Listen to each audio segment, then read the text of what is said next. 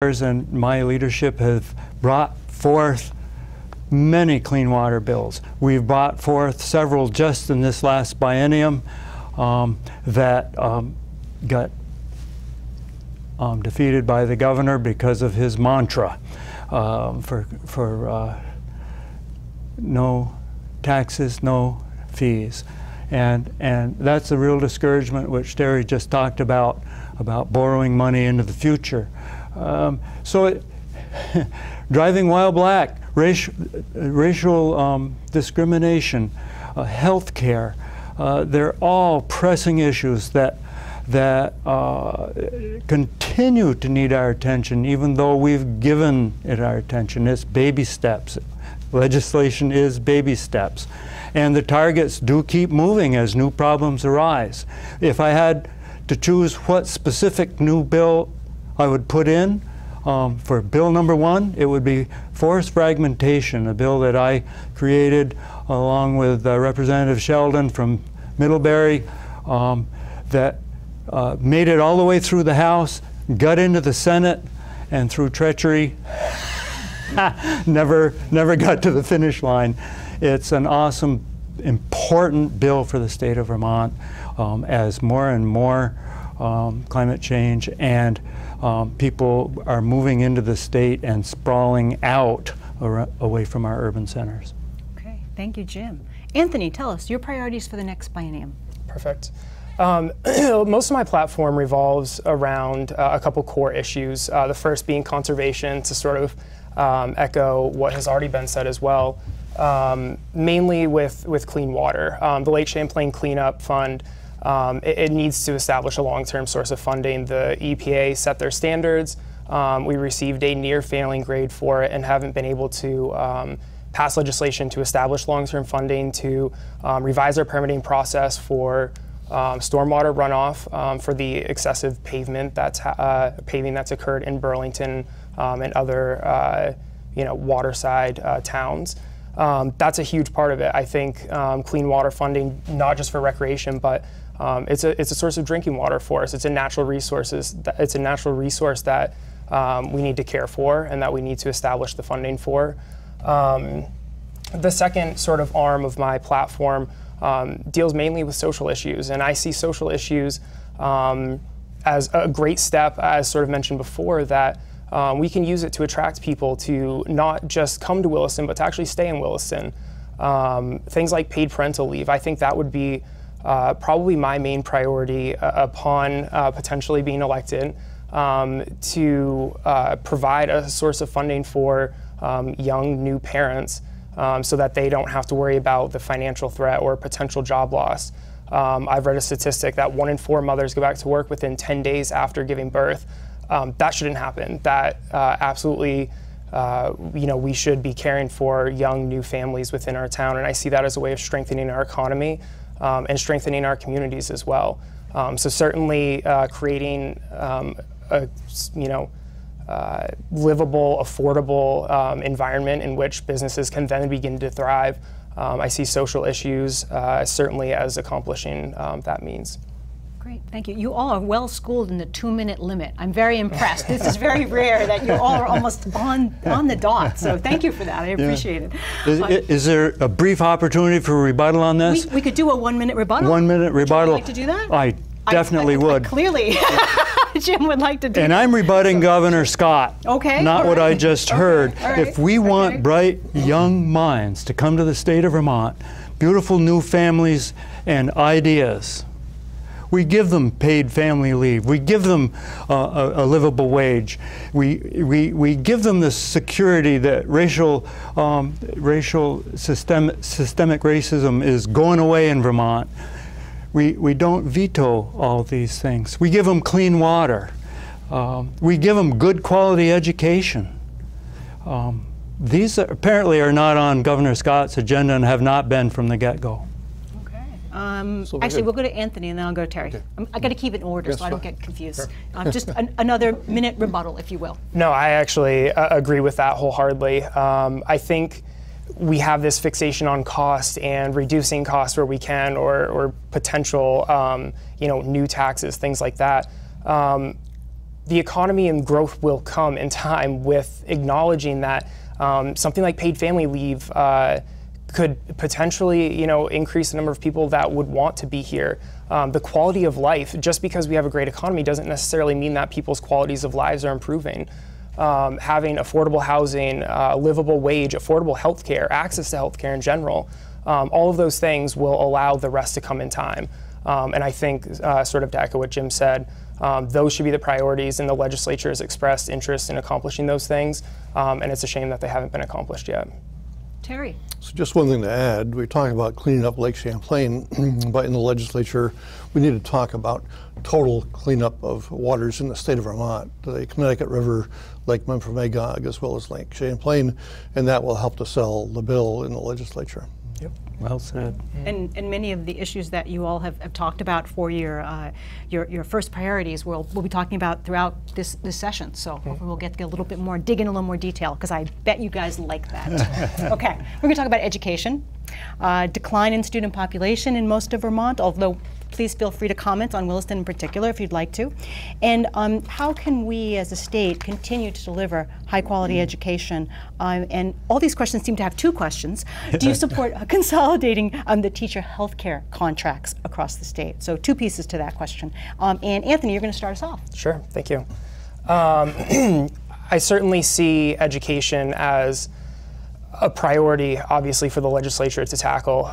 We seem to run a deficit every year. We have discussions about student-teacher ratios, where additional funding will come from.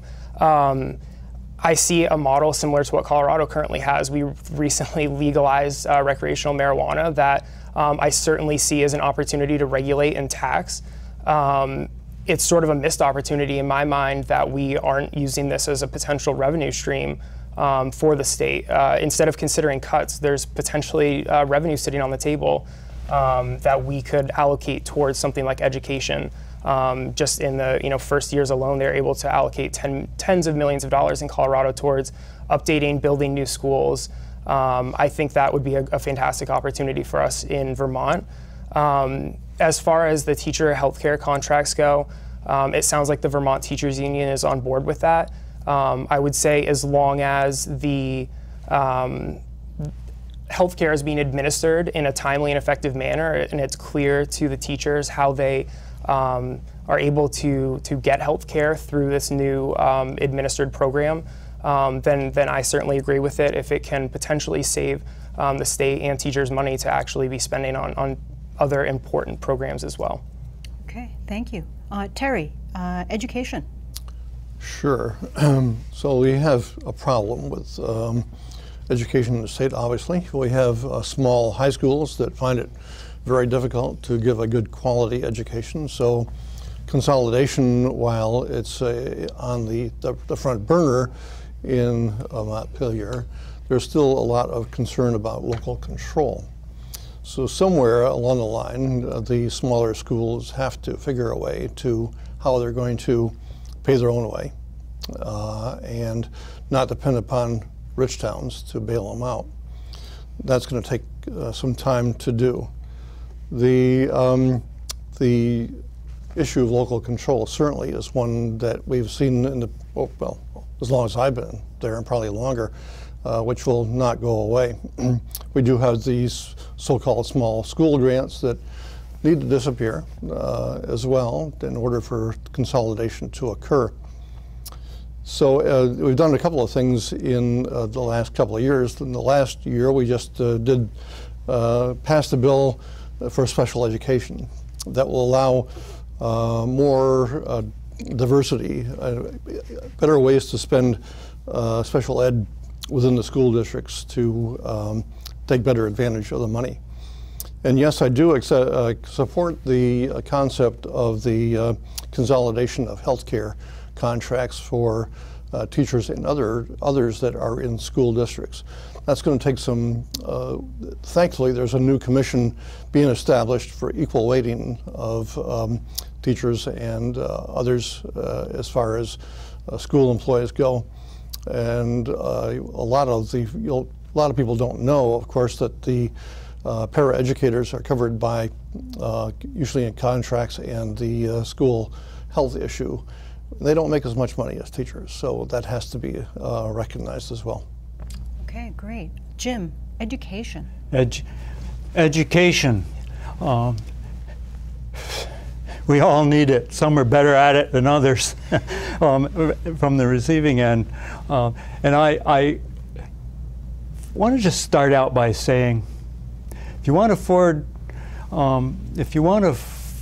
Pinto 1975 or a new Tesla, there's a huge price difference, but there's a huge difference in what you're getting. Our education system in Vermont, depending on whose standard you're looking at, but widely believed, is we're in the top 5 for student outcomes in Vermont. What's not to be liked about that? Perhaps we ought to turn it into a Pinto and be in the bottom 3. I would disagree with that. I think the governor is on track for doing that. He wants to, I believe, wants to do away with school boards. He wants to do away with collective bargaining. And so then off that soapbox, Jim, and on to Act 46 started a tsunami of consolidation, which is expected to save dollars and increase outcomes for students. Yes, we have a declining population across the state. And yes, we need to address all manner of education issues. And we're doing all of that carefully and productively without 11th hour theatrics that have been the governor's want in the last 2 years. How about statewide health care negotiations for teachers? The Vermont NEA finally said that would work for them. If it will work for them, what am I worried about? I would support that with a tear on my cheek, and this is why. They used to have an equal say in their health care on the state board that designs the teacher health care possibilities. That got eroded through politics to where they only had one voice instead of equal. Now it's proposed that it's going to be equal, but that's now what happens next year or in a different administration, who knows. So I don't particularly like it. I like my own town deciding what they're going to do in their town, and my own teachers liking or disliking and having input.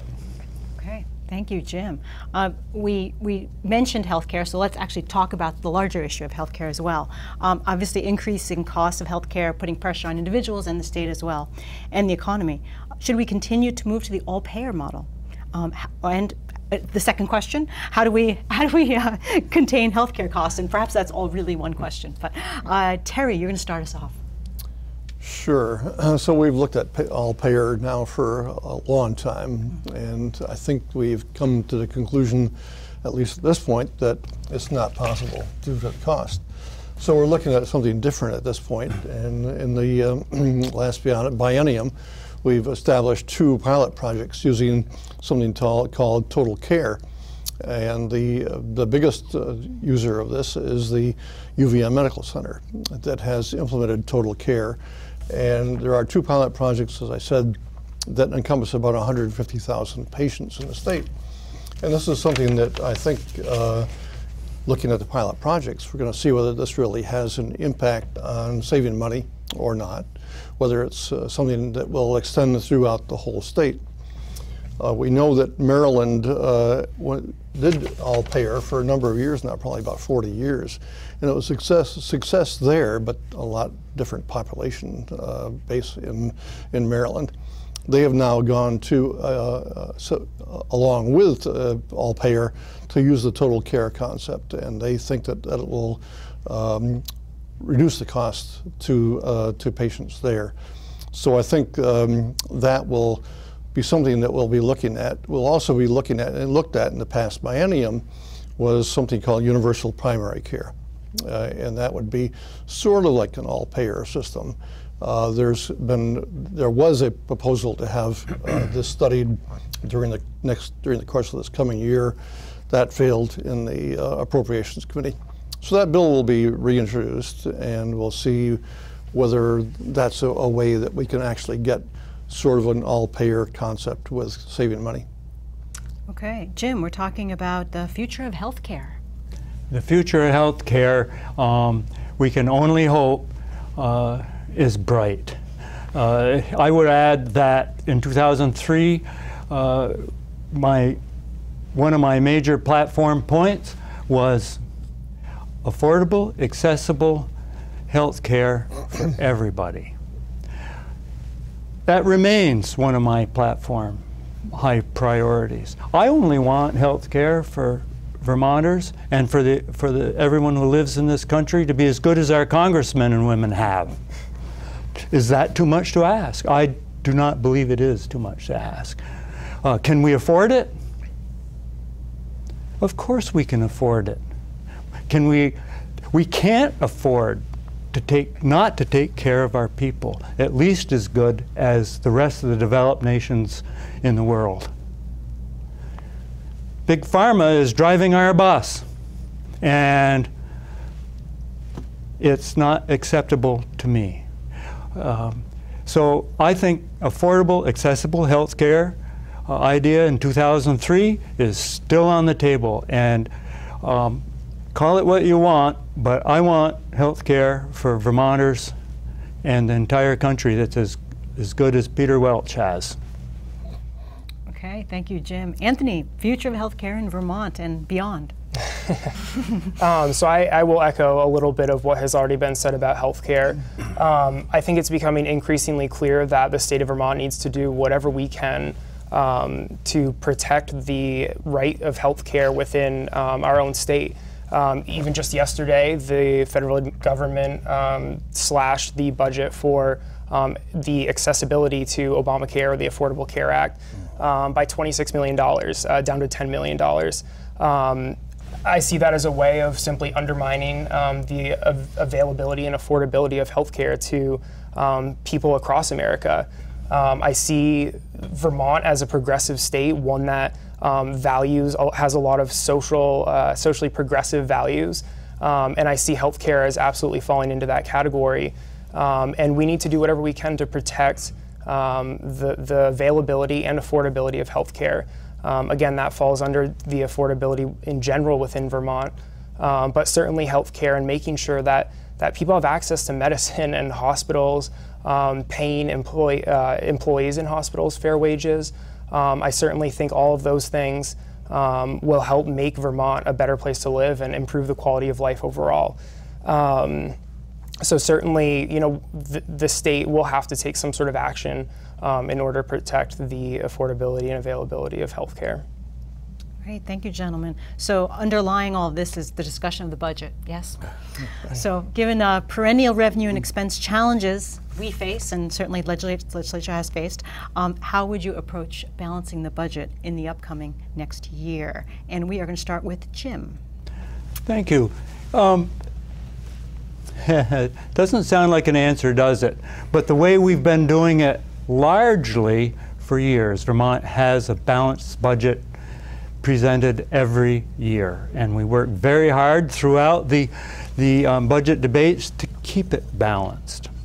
Having said that, the governor for the past 2 years, Phil Scott, has been unbalancing the budget by taking revenue that he says is free money that we didn't plan to get, and making holes in our budget in the upcoming years by spending that money now, instead of paying off old debts and obligations, instead of, as Terry Macaig mentioned, paying now for water pollution control. We're putting it on the credit card. This is all about balancing the budget. And how would I go about continuing to do that? What the legislature did 3 years ago, ceased using one-time money to put a finger in the dike. We made the necessary cuts. We made the necessary expenditures from receipts to get the job done.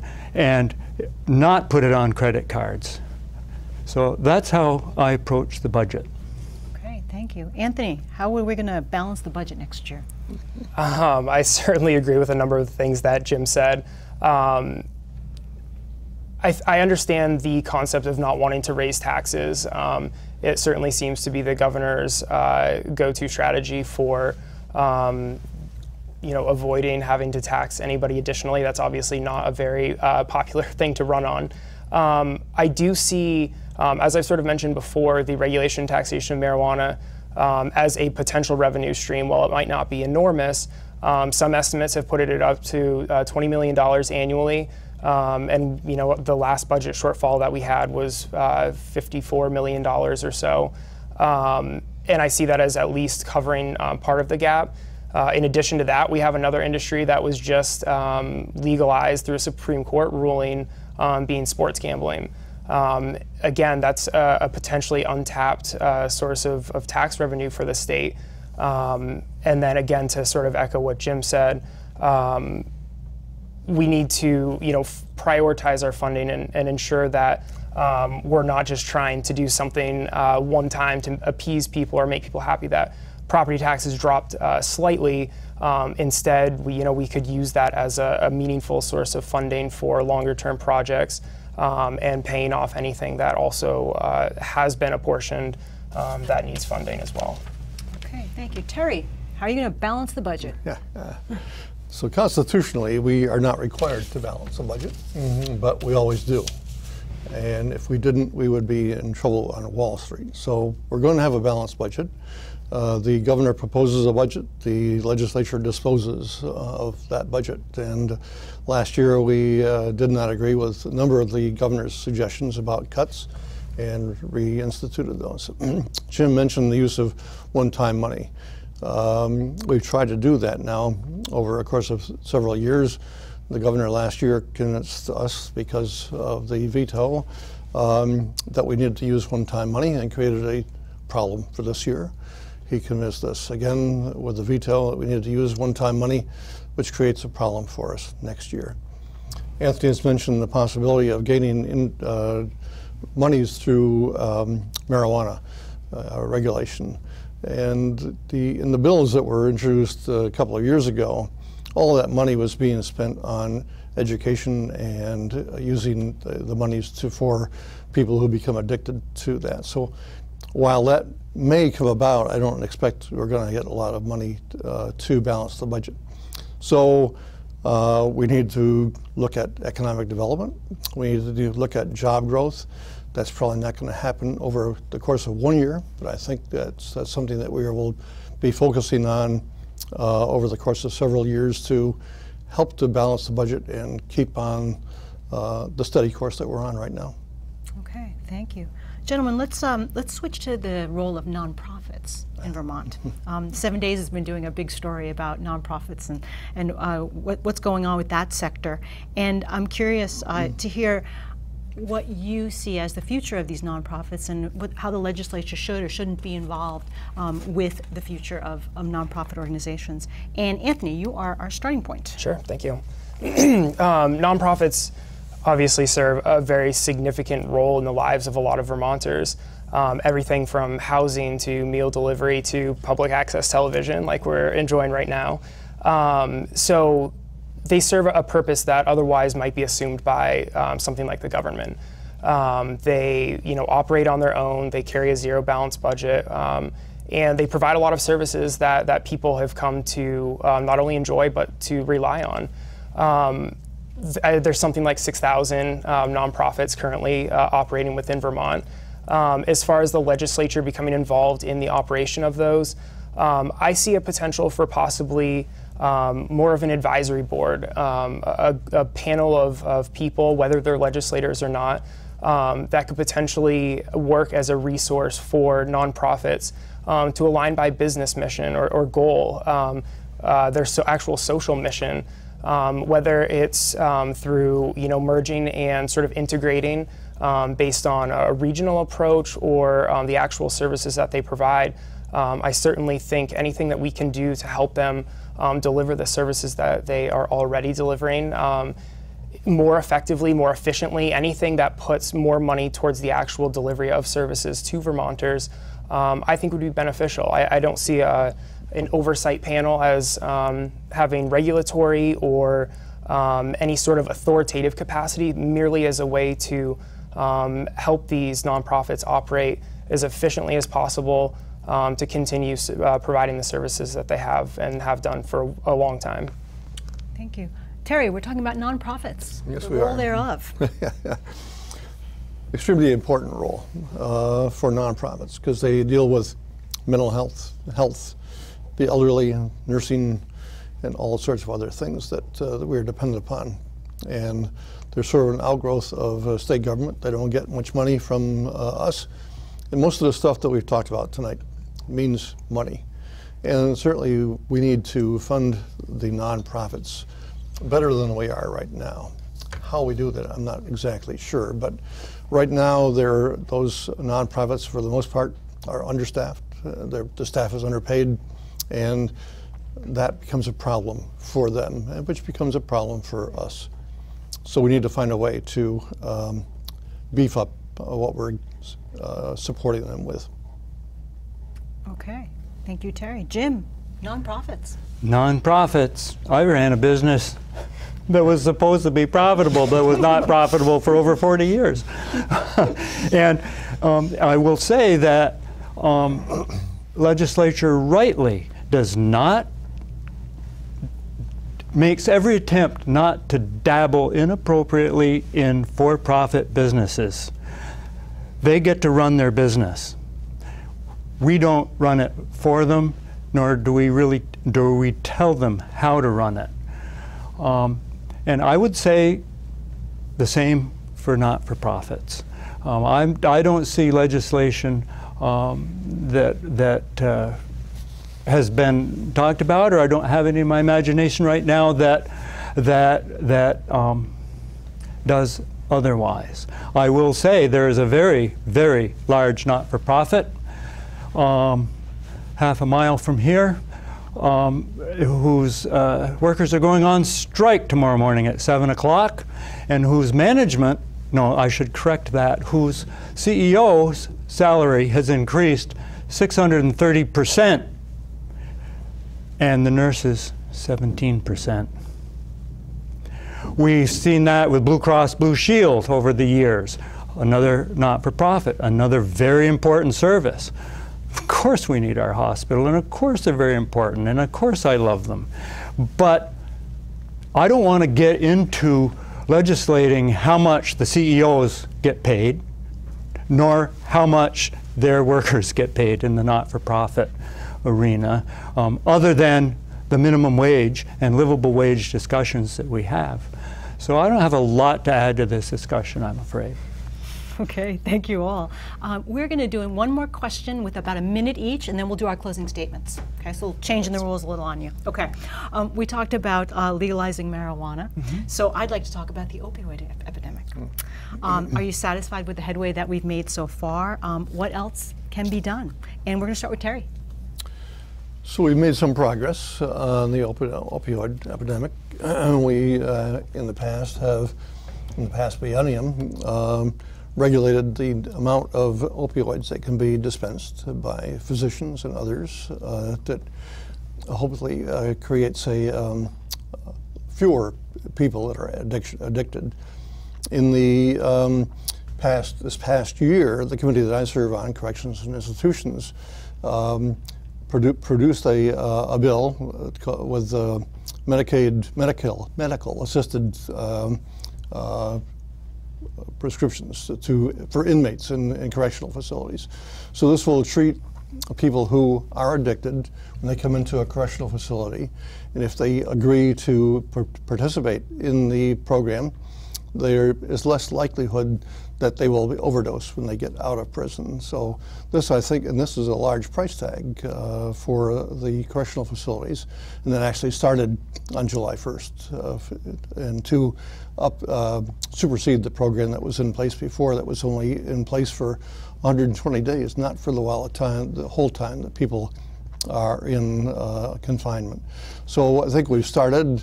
We have a long way to go. We need more rehab facilities or more beds in rehab facilities than we have at the current time. So I think those are the way that, at least a way that we can start to get a handle on this. Okay. Jim, opioid epidemic. Rolling Stone laughed at us maybe 6 years ago when Governor Shumlin said, we've got a problem here. Governor Shumlin was ahead of the curve for all the other states, but unhappily, even at that time, Vermont was behind the curve. So am I satisfied with what we've done? Absolutely not. Am I proud of what we have accomplished? Yes. We, as Terry says, we still have a long way to go. And it's all about the money. Some movie says, show me the money. Regulation and taxation of marijuana will show us the money. That's where meat is that can be directly put to not just opioid, and in fact the Senate versions of that bill consistently have delegated the receipts from that bill to addiction. Not just opioid addiction, alcohol addiction, tobacco addiction, you name your kind of addiction, and those dollars will help. And that is not designed to just take care of medical or issues from marijuana. It's going to help the opioid addiction tremendously and give us the dollars we need. Okay, thank you. Anthony, opioid epidemic. I certainly agree with both of those statements. I think I am pleased with the progress that we have seen. We've eliminated the wait times in Chittenden County alone for people seeking out treatment. I think part of the problem now is finding a productive way to establish outreach, to actually connect with people that are seeking treatment and that want to get better. For a lot of people, unfortunately, you know, the end of the road for them is either passing away due to their addiction or going to jail. I don't see that as a productive way to solve this problem. I think getting to people when they need help and having an effective means of outreach and reducing the stigma. A lot of people don't reach out for help because of the way that they may be judged by friends, family, their community. It's similar to mental health awareness. I think certainly addiction, as Jim mentioned, not just within the opiate epidemic, but across all addictions, are certainly treated with a stigma. Eliminating that will help people feel comfortable seeking out treatment. We need to expand the number of rehabilitation facilities that we have. Incarceration is expensive, and it means that someone is no longer contributing productively to society. Rehabbing them and getting them back into you know, the public arena and contributing to society will be our best bet in solving this. Great. Thank you so much, gentlemen. We're going to go to closing statements. That went fast, didn't it? Yes. Yeah? Good. Okay. Too fast. Too fast. There you go. Jim, why don't you start us off? Thank you very much. Yes, I am Representative Jim McCullough, and I've been serving Williston since 1964 in dozens of commissions and positions. I have been your representative in the State House now for 16 years, and yeah, I got a gray beard, but I've got all the social programs, all the environmental programs, all the economic programs as a leadership role as your representative for years now, and I still have new and better ideas than we've been able to get on the table and off the table into reality. And I'm doing a great job. I'm having a great time. Thank you very much, voters of Williston, for that. Don't forget to vote in the primary, August 14th, and don't forget to vote for me. Thank you very much. Okay. Anthony, closing statement. Perfect. Thank you. Thanks again for moderating for us. Thanks to Channel 17 for having us. I'm very proud of what I've accomplished in my time as a public servant within the town of Williston. Both of my time in the Conservation Commission and the Catamount Community Forest Study Committee. I certainly have a lot to owe to what the town of Williston has provided me with as a young person that grew up here and chose to stay here. It's a reason a lot of people leave Vermont to seek out better opportunities. I found my opportunity here not just to make a living, but to actually give back to the community and to sort of provide the same things that both Jim and Terry have managed to do for a very long time now. And I'm very proud of what we've accomplished within our town. I think I can bring a lot to the table in terms of a new perspective as a young person who chose to stay, that understands the hardships of affordability and the cost of housing and the cost of healthcare. I certainly want to bring that perspective to the Vermont legislature next January with the support of the town. And I want to thank everyone for having me. Great, thank you. Terry, closing statement. Sure. So thanks again for hosting the panel that we're having tonight. I can reiterate that I've enjoyed my 40 years in town government in Williston, and other aspects of the town of Williston. Yes, I'm the chair of the select board right now, and I think that we've done a lot of things in the past 13 or 14 years since I've been chair of the board. In the last 10 years, as a state representative for Williston along with Jim, I've been fortunate to serve on the Corrections and Institutions Committee for all those 10 years. And it's a money committee. It uses bonded money, and that's something that is very important for the towns, and for the state to have the bonded money ability to spend those funds. Going forward, if I'm reelected, and I hope that you will consider that, there's lots of problems that we need to solve within the state, and there's lots of opportunities for us to solve those problems. Sometimes it's said that good ideas take a long time to develop in the legislature. That's true, but we'd like to continue doing that and encourage you to vote tomorrow or through August the 14th, which is primary day, and vote for me. Great, thank you so much, and thank you so much all for coming out tonight. And I always forget about early voting. It's just one of the, we used to call it absentee voting. I'm giving myself my age away, but we should make sure everyone knows that absolutely, if you can't come out on August 14th, because maybe you're on vacation, it is summer, that there's opportunity. You can go down to town hall during office hours and vote at any time. So we hope you'll take advantage. Or call. Get an absentee ballot. They still get an early voting ballot delivered to your home. There you go. So again, thanks for joining me, and don't forget to vote August or August 14th on primary day. Thanks so much for joining us.